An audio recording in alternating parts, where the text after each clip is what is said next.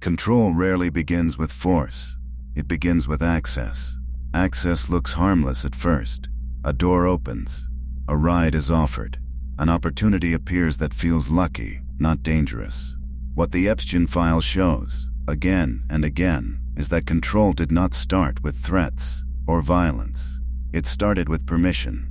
Small permissions, quiet permissions, a conversation that felt normal, a favor that felt generous, an invitation that felt optional. Nothing dramatic happened at the beginning. That is why people stayed. Manipulation works best when it does not feel like manipulation. It feels like chance. It feels like help. It feels like being chosen. One pattern appears repeatedly in the Epstein file. The first step was never control. The first step was access without resistance. People think danger announces itself. It does not. Danger blends in. The early phase is grooming, but not in the way people imagine. Not compliments alone. Not charm alone. It is familiarity. Repetition, normalizing presence. Someone appears often enough that their presence stops being questioned. They become part of the environment. And once something feels like the environment, the mind stops scanning it for risk. This is where personality matters. The Epstein file does not show random victims. It shows patterns, specific psychological profiles that were easier to move quietly. One pattern is the approval-seeking personality. This type does not look weak on the surface. They often look polite, cooperative, and mature. But internally, they are wired to avoid conflict. They fear being seen as difficult. They fear losing access more than losing safety. When a boundary is tested, they hesitate. Not because they agree, but because saying no feels socially expensive. Manipulators sense this instantly. They do not push hard. They push softly. A small request, a slight delay, a minor discomfort framed as normal. The approval seeker adapts. They rationalize. They tell themselves it is temporary. This is how normalization works. Once something uncomfortable happens without consequences, the brain labels it survivable. The next step does not feel as alarming. Over time, what would have felt unacceptable at the beginning now feels familiar. Not safe, just familiar. Familiarity lowers alarm. Alarm is what protects people. The second pattern seen in the Epstein file is the high-trust personality. These individuals believe intentions matter more than behavior. They assume people are generally good. They trust tone and status more than patterns. When something feels off, they override the feeling. They explain it away. They think doubt is cynicism. They think suspicion is unfair.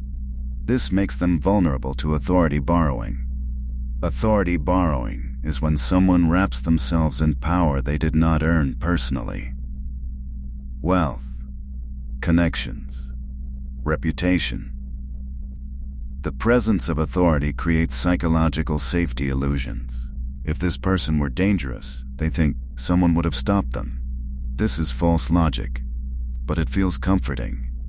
High-trust individuals often outsource judgment. They look for social proof instead of internal warning signals. Manipulators exploit this by placing themselves near symbols of legitimacy. Staff, homes, schedules, routine. Routine is critical. Routine kills suspicion. When something happens regularly, the brain stops evaluating it as a threat. It becomes background. The third personality pattern is the unstable identity type. This does not mean weak or broken. It means undefined. People in transition, young, financially uncertain, emotionally searching.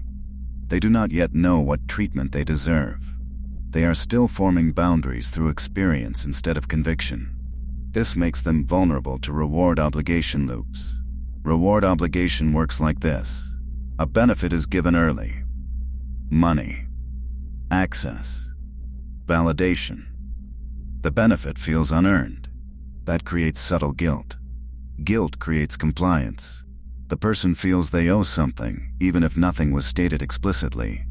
No contract is needed. This is one of the most dangerous psychological traps, because the obligation feels internal, not imposed. The Epstein file shows how these loops were repeated. Small rewards, no clear expectations. Then, gradual escalation. By the time expectations became visible, the person already felt indebted. This is how control becomes internalized. Another consistent pattern is confusion. Confusion is not accidental, it is functional. When rules are unclear, people hesitate to resist. They wait for clarification that never comes.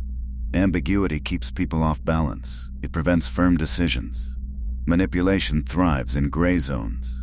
Not yes, not no, just unclear enough to keep people guessing. Isolation follows naturally. Not dramatic isolation. Not cutting off friends suddenly. Just subtle separation. Different schedules. Private spaces. Special treatment that others do not see. Privacy is framed as privilege. Secrecy is framed as trust. Over time, the person becomes psychologically alone even when surrounded by others. This is dangerous. Isolation removes reality checks. Without comparison, abnormal becomes normal. Shame plays a critical role here. Once someone feels complicit, even unintentionally, they fear exposure. They fear being blamed. They fear not being believed. Shame silences. Silence protects the manipulator. The Epstein file shows how silent systems were maintained. Not through threats initially, through discomfort and confusion. People stayed quiet because speaking felt more dangerous than staying. This is why manipulation is hard to detect from the outside. There are no visible chains. Control is psychological. It lives inside the person. Another key pattern is repetition.